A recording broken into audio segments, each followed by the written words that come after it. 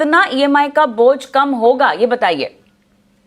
तो significant EMI जो है वो आपके कम होने वाले हैं, क्योंकि आरबीआई की तरफ से सीधे सीधे आधे % जो है वो रेट में कटौती की गई है। अब देखिए, आप जब लोन लेते हैं तो एक तो होता है फिक्स प्राइस लोन, यानी कि फिक्स रेट ऑफ इंटरेस्ट पे लेते हैं, और एक लेते हैं फ्लोटिंग इंटरेस्ट रेट पे। ज्यादातर अगर आप देखेंगे तो खासकर होम लोन जो है वो फ्लोटिंग रेट्स पे रहते हैं। तो सबसे बड़ा फायदा अगर किसी को होगा तो किसी ने अगर होम लोन लिया है तो उसको होता हुआ दिखाई देगा। आप देखिए, हमने कैलकुलेशन किया है। अक्सर अगर आप होम लोन जो लेते हैं वो 20 साल का होता है होम लोन, और जो होम लोन लिया जाता है वो करीब करीब आज के अगर हाउसिंग प्राइसेस देखेंगे तो करीब 30 लाख, 50 लाख, 1 करोड़, ये आपके होम लोन के साइजेस होते हैं। तो अगर मैं 30 लाख के अगर आपका होम लोन है और अगर आपने 20 साल के लिए लिया है, फिलहाल अगर आपका 8% के आसपास का रेट ऑफ इंटरेस्ट था, वो भी इसके लिए क्योंकि इसके पहले 2 बार रेट कट चुका है, तो आपका ईएमआई आता था करीब करीब 25,093 रुपए के आसपास। अब जो 50 बेसिस पॉइंट के आसपास का रेट कट, यानी कि आधे % का जो रेट कट हुआ है, उसके बाद आपका ईएमआई आएगा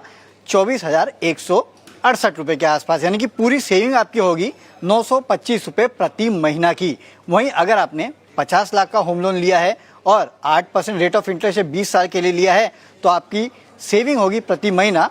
1542 रुपए के आसपास। और अगर आपने बड़ा होम लोन लिया है, यानी कि 1 करोड़ रुपए के आसपास का होम लोन लिया है, जो कि अक्सर हम सिटीज में देखते हैं, वहां पे आपकी 50 बेसिस पॉइंट यानी कि आधे % रेट कट के बाद प्रति महीना सेविंग करीब 3085 रुपए के आसपास होगी। यानी कि अगर आपने 1 करोड़ का होम लोन लिया है तो सालाना आपकी सेविंग जो हो जाती है वो 36,000 के ऊपर की सेविंग जो है आपकी रेट कट के बाद होने वाली है। पूरे साल का अगर मैं मिला लूं, क्योंकि प्रति महीना 3,000 रुपए के आसपास की आपकी सेविंग होगी, यानी कि आपके पैसे जो है वो बचने वाले हैं। अब वैसे ही अगर आपने कार लोन लिया है, क्योंकि कार लोन थोड़ा महंगा होता है होम लोन के मुकाबले, तो हमने पकड़ा है कि 9% अगर आपका रेट ऑफ इंटरेस्ट है और 5 साल के लिए औसतन कार लोन होता है, और अगर आपने 5 लाख का कार लोन लिया है तो आपकी पहले ईएमआई आती थी करीब करीब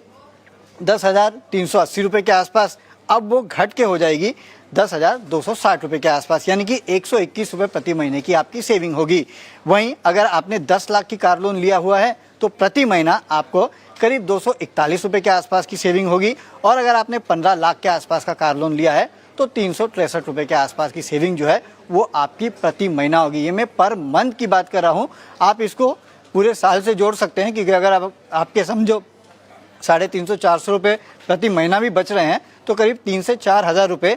पर साल, यानी कि पर ईयर आपके जो है वो यहाँ पे कार लोन पे सेविंग होने वाली है। इसके अलावा अगर आपने और भी किसी तरह का लोन लिया है और अगर वो लोन फ्लोटिंग रेट है तो यहाँ से सीधे सीधे आधे % के आसपास का फायदा जो है वो आपको होगा। तो अगर आप कंज्यूमर है, आपने लोन लिया है, तो ये पॉलिसी आपके लिए काफी बेहतर रही है। और यहाँ पर एक काम